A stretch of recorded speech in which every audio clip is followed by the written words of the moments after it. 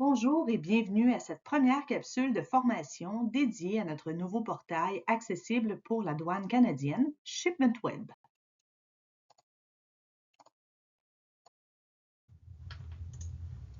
Dans ce premier module, nous verrons le guide d'utilisation, comment se connecter à notre nouveau portail, le profil de l'usager, l'option de recherche rapide et finalement le menu administration. Lors de notre première communication envoyée le 8 mai dernier, nous vous avons transmis le guide d'utilisation de la nouvelle plateforme en français et en anglais. Si vous avez besoin de recevoir à nouveau ce guide, il vous suffit d'envoyer un courriel à l'adresse qui apparaît à l'écran accessible.ca@accessintl.com. Le guide a été conçu pour vous faciliter la navigation. Il contient de nombreux liens interactifs qui vous permettent d'accéder directement aux sections pertinentes sans avoir à chercher manuellement à quelle page il se trouve dans la table des matières. Que ce soit depuis la table des matières justement ou à travers le guide lui-même, ces liens vous dirigent rapidement vers l'information que vous recherchez.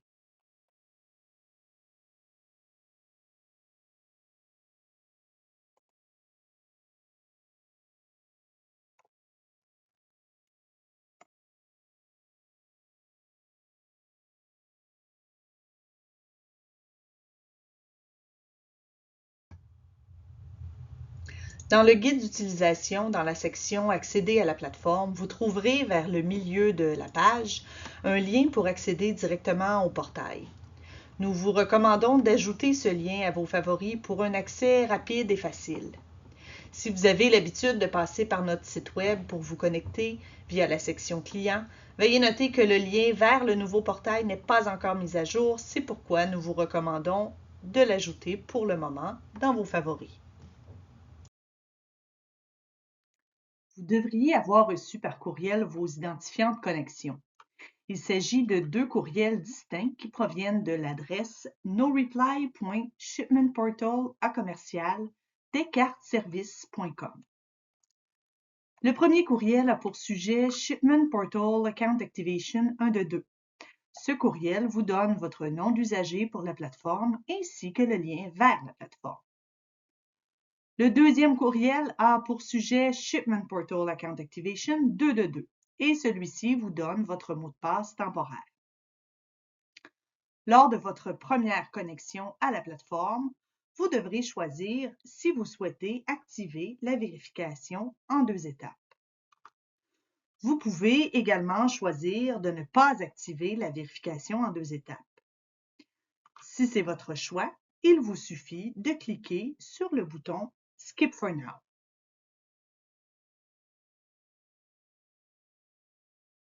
Une fois connecté, mettez à jour votre mot de passe.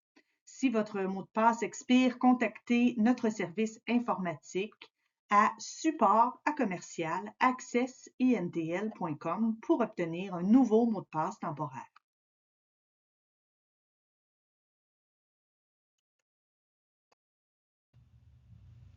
Nous voici maintenant à l'intérieur de notre nouveau portail. Bien que son apparence ait beaucoup évolué, vous y retrouverez toutes les fonctionnalités que vous connaissiez de l'ancienne plateforme, en plus de nouvelles fonctions améliorées. Commençons par le profil de l'usager. C'est ici que vous trouverez le menu pour modifier votre mot de passe, choisir la langue d'affichage du portail et consulter les mentions juridiques et légales. Par souci de transparence, je vous informe à ce point que bien que le portail soit disponible dans 4 langues différentes, certaines fonctions n'ont pas encore été complètement traduites par notre partenaire. Pour un fonctionnement optimal du portail, nous recommandons donc pour l'instant de le laisser dans sa version originale anglaise. Si vous choisissez tout de même de changer la langue d'affichage, votre préférence sera conservée même après une déconnexion et une reconnexion. Vous y trouverez également un lien vers un manuel de l'utilisateur. Alors, notez que ces guides fournissent des informations générales et sont mis en ligne par notre partenaire Descartes. Donc, ce ne sont pas les guides spécifiques d'Access pour ses clients. Le nouveau portail Accessible Canada est doté d'une fonction de recherche rapide que vous trouverez dans le menu de gauche dans le coin supérieur. En saisissant un numéro de référence pertinent dans cette case, ça peut être un numéro de bon de commande, un numéro de conteneur ou le numéro de la transaction, l'application va vous diriger automatiquement vers tous les détails de l'entrée associée à ce numéro de référence. À partir d'ici, vous pouvez accéder aux documents. Vous pouvez identifier cette transaction pour un suivi particulier et vous pouvez consulter les différents onglets qui vous donnent tous des informations en lien avec la transaction. Par exemple, l'onglet Ligne facture des douanes canadiennes vous permet de consulter le détail de la facture commerciale, de la classification que nous lui avons attribuée, du traitement tarifaire, de la valeur en douane et des droits et taxes qui seront à payer en lien avec cette transaction. Vous pouvez également télécharger ce détail en format CSV Microsoft Excel en cliquant sur l'icône de la flèche pointant vers le bas. En cas de doute sur l'utilité d'une icône, laissez simplement votre curseur immobile sur l'icône quelques secondes et la description de l'utilité, donc de la fonction de l'icône, va s'afficher à l'écran. Dans le menu Administration, vous pouvez programmer vos préférences en matière de notification pour le suivi des transactions selon leur statut.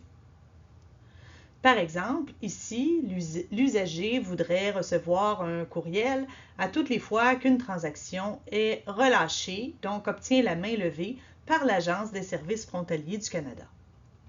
Une fois le statut choisi, on active les notifications, puis on sauvegarde nos préférences.